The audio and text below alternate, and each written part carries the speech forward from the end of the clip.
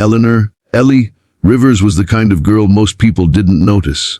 She sat at the back of the classroom, never raised her hand, and often walked through the hallways with her head down, clutching her books like a shield.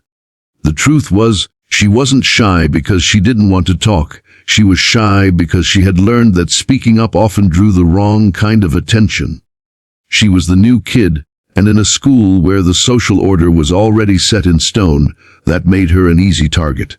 But fate has a way of testing people when they least expect it. It was a Friday afternoon, the last period of the day. The smell of floor polish and old textbooks filled the classroom, and everyone was restless, waiting for the final bell. Ellie was quietly scribbling notes when she felt a shadow fall over her desk. It was Jake Miller, the school's notorious troublemaker. Known for his cocky smirk and the pack of friends who followed him like a loyal army, Jake thrived on intimidation. Without saying a word, he snatched Ellie's notebook from her desk and flipped through it, mocking her neat handwriting. His friends chuckled, egging him on. Ellie reached out to take it back, her voice quiet but firm. "Please give it back." But Jake wasn't in the mood for mercy. He dropped the notebook on the floor, stepped closer, and shoved her shoulder lightly, testing her.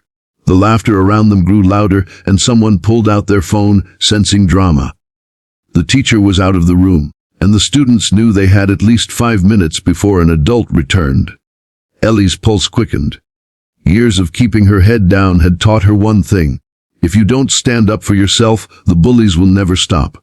And that day, something inside her finally snapped. She slowly stood up from her chair. Her voice was calm, almost too calm.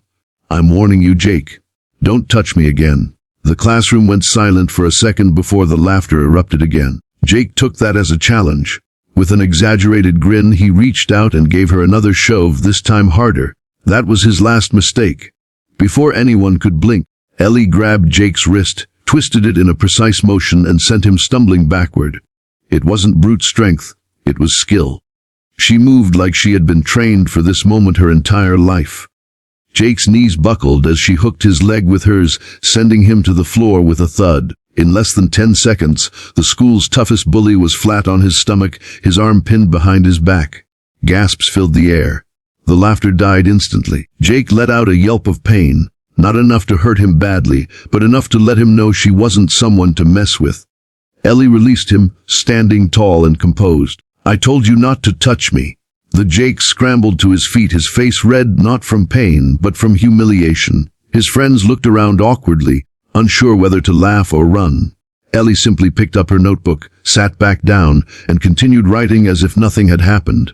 When the teacher walked back in, the classroom was eerily quiet. No one dared to tell the teacher what had happened, partly because they were still in shock, and partly because a new kind of respect had settled over the room.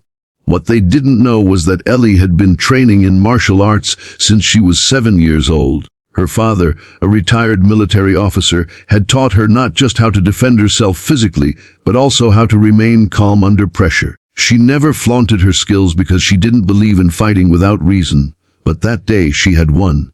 Word spread quickly. By Monday morning, Ellie was no longer the invisible new girl. People greeted her in the hallways not out of fear, but out of admiration. Even Jake avoided eye contact with her, and when he did, it was with a sheepish nod of respect. Ellie didn't seek revenge. She didn't brag about what happened.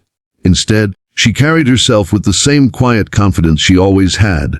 Only now people saw her differently. She had turned a moment of cruelty into a lesson the entire school wouldn't forget. Sometimes, the quietest person in the room is the one you should never underestimate.